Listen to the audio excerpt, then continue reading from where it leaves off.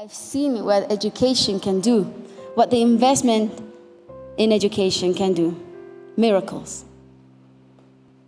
And believe me, there is nothing more fun and satisfying than seeing a child who had almost no possibilities to succeed, flourish, and thrive, and perform well in life. Shakira receives the 2017 Crystal Award for her leadership in advancing early childhood education. Of course, we all know Shakira as one of the most successful Latin singers, with over 60 million albums sold, numerous MTV, Grammy, and Billboard Music Awards for songs and albums that are on the playlists of people around the world. At the same time, Shakira is a passionate advocate for education, particularly early childhood development. In 1997, at age 18, she founded the Pies Descalzos Foundation, which develops support programs to improve the education, nutrition, and health of the most vulnerable children in her native Colombia. Shakira was appointed the UNICEF Goodwill Ambassador in 2003, advocating to ensure that all children have access to quality education and encouraging the investment in early childhood development. In 2011, President Obama appointed Shakira to his Advisory Commission on Educational Excellence for Hispanics. Shakira, would you please join me on stage?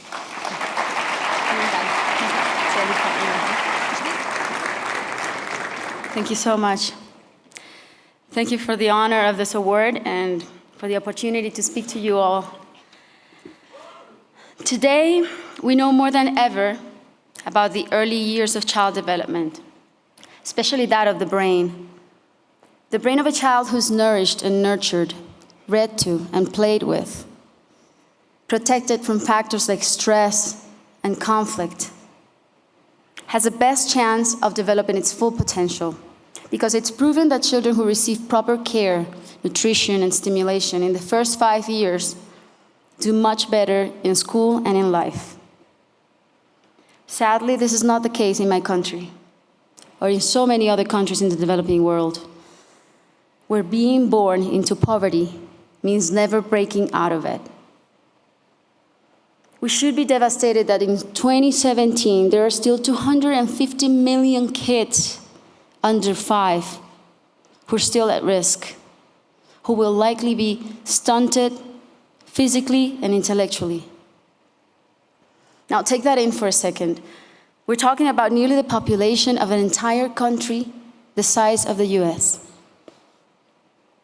This is a tragedy for those children and an epic failure for all of us.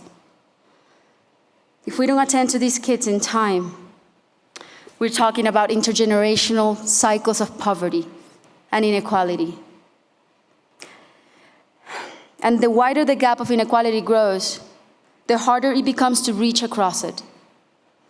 And the more numerous the faces of those born into poverty, the more difficult to see and empathize with each individual and recognize that if not for the pure geography of where they were born, they could be one of our children. This should make us all furious. They should make us all want to take action, because we all have a stake in the outcome. The world is facing some serious challenges. By 2050, massive population growth is expected, and we will need to feed 9 billion people, or we will risk being at the threshold of conflict and starvation. Will this generation of kids be ready to take on the task of eliminating malnutrition and providing food security? Will they be prepared to come up with solutions and innovations to climate change, unemployment, and the most complex issues that our society faces?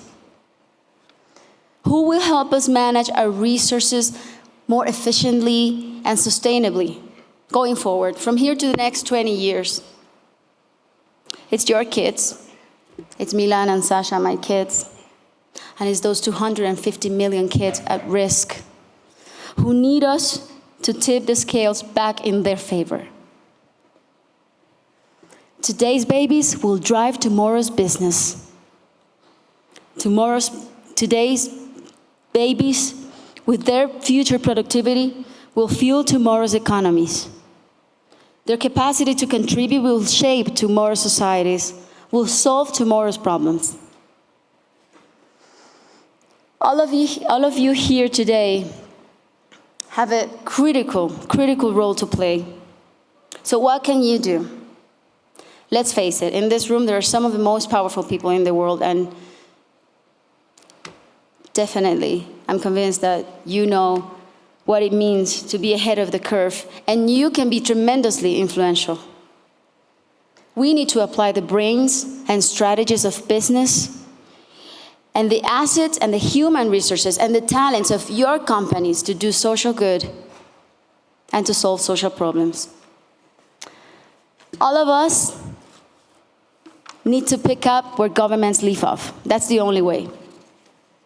And that said, it's not about letting governments off the hook. On the contrary, it's about re-engaging them. But we have to take the first steps, because as business leaders, as business people, we have the ideas, the agility, the organizational skills, the manpower, the female power, of course. When we started building schools in Colombia, we chose the most remote areas where there was literally nothing. There was no paved roads, no potable water, no electricity. And where historically the government had checked out, we checked in. And we decided to build not only schools, but state-of-the-art schools. And we decided to include ECD as our key component. And we created comprehensive programs, a comprehensive model that included as well school feeding programs, parent and teaching training. We engaged the government as our strategic partner, and we made it nearly impossible for them to say no to doing their part. So the transformation in these communities could be seen immediately, from the jobs generated to the hope inspired. But the improvements to the infrastructure were jaw-dropping. Electricity and potable water were made accessible, roads were paved, malnutrition plummeted, and the best part of all, the students responded academically so well that now those kids who could have been recruited by guerrillas or drug traffickers are on their way to the university, or are in the university as we speak, or are thriving in their communities. So now I don't have to call the governments as often, thank God. Now they call us, wanting to build more schools, wanting to invest more. So I'm not suggesting it's easy, but there is an exit strategy to poverty. And it's getting those 250 million kids who are at risk, who need access to quality ECD programs so they get in school and stay in school. We have to push governments to invest more on ECD. We have to invest in campaigns for public awareness. We have to make access to pre-K education free. And we have to create a fund for education, just like AIDS and malaria and tuberculosis have their own fund. I know I can sound vehement, as Bono once called me, and it's because I am. He's completely right. And I know I can drive some people nuts with my insistence, but it's only because I'm so passionate. And the reason why I'm so passionate is because I've seen it with my own eyes. I've seen what education can do, what the investment in education can do. Miracles. And believe me, there is nothing more fun and satisfying than seeing a child who had almost no possibilities to succeed, flourish, and thrive, and perform well in life. For me, it beats even winning a Grammy any day. We can't press pause and ask those kids to wait to grow up until we have it all figured out. There isn't a moment to lose. We need to invest in humans. It's the smart thing to do, the strategic thing to do, and the just thing to do. Thank you.